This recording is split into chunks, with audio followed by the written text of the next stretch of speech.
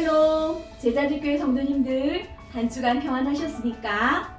설 연휴를 앞두고 분주한 토요일 아침이지만 하나님의 은혜를 사모해서 요한복음 숲과 나무 시간을 함께 해주셔서 감사합니다. 오늘도 말씀의 은혜 속으로 더 깊이 들어가는 저와 여러분 되시기를 축복합니다.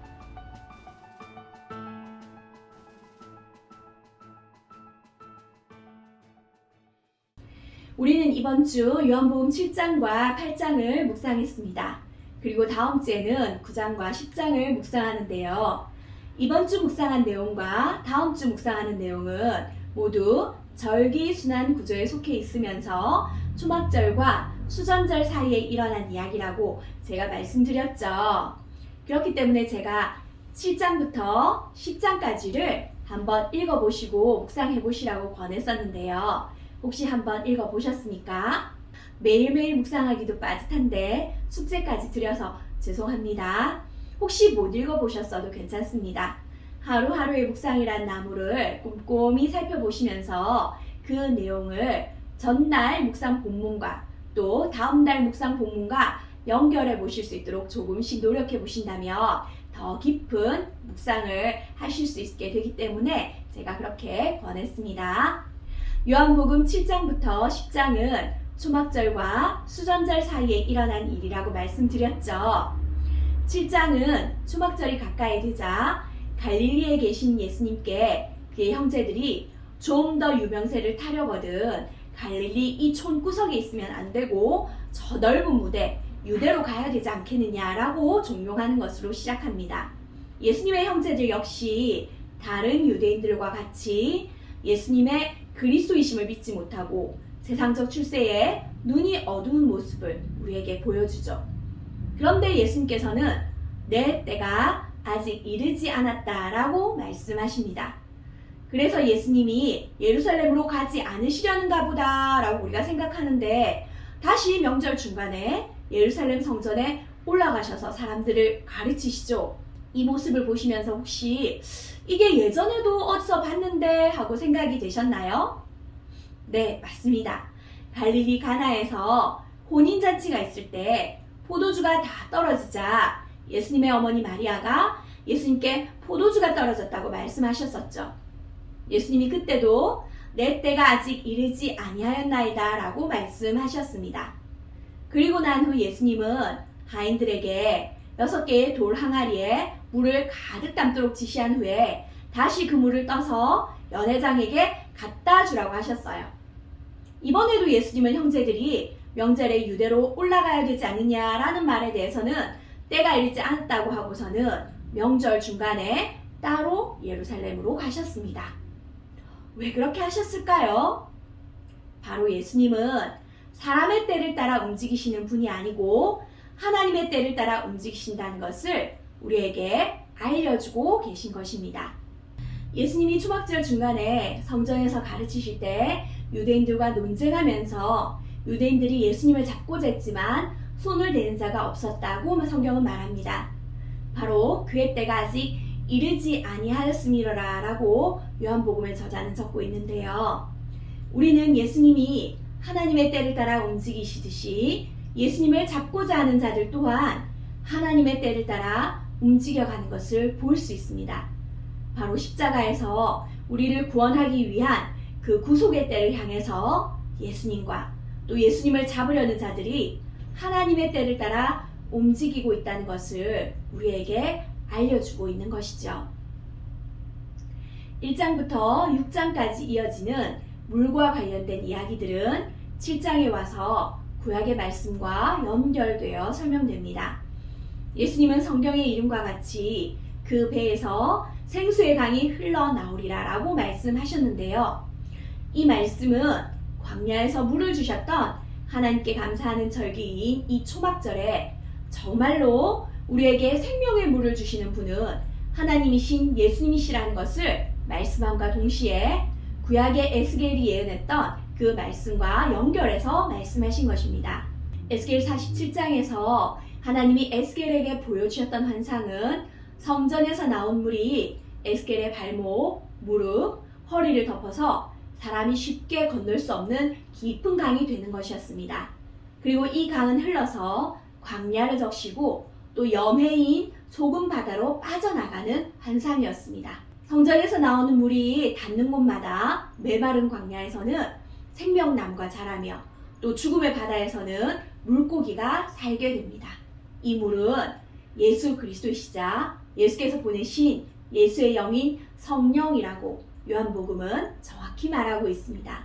그래서 요한복음은 물, 즉 성령으로 거듭나지 않으면 하나님 나라를 볼 수 없고 그 생명을 누릴 수 없다고 말씀하면서 1장부터 매 장마다 우리를 살리는 생수이신 예수님, 그리고 그가 보내실 예수의 영이신 성령님에 대해서 말씀하고 계신 것입니다. 초막절의 비축제 때 일어난 가늠하다 붙잡힌 여인에 대한 사건 이후에 예수님은 유대인들에게 나는 세상의 빛이다 라고 말씀하셨습니다. 앞서 자신을 생명의 물을 주는 존재로 설명하신 후 이제는 빛이신 예수님과 함께할 때 어둠에 거하지 않는다고 말씀하시죠. 그러자 바리새인들은 예수님의 말씀이 옳다는 증거를 요구합니다. 예수님은 자신과 아버지가 증인이다 라고 말씀하시지만 영적인 눈을 뜨지 못한 바리새인들은 이해하지를 못합니다. 그러나 예수님의 말씀을 도저히 깨닫지 못해서 오해하는 바리새인들 사이에서 예수님의 말씀을 믿기 시작하는 유대인들이 등장합니다. 예수님은 예수님의 말씀을 믿기 시작하는 이 유대인들에게 예수님의 말씀이 그 마음에 거하는 자만이 예수님의 참된 제자가 되고 또 진리를 알게 되고 그 진리로 자유케 된다라고 말씀하시죠.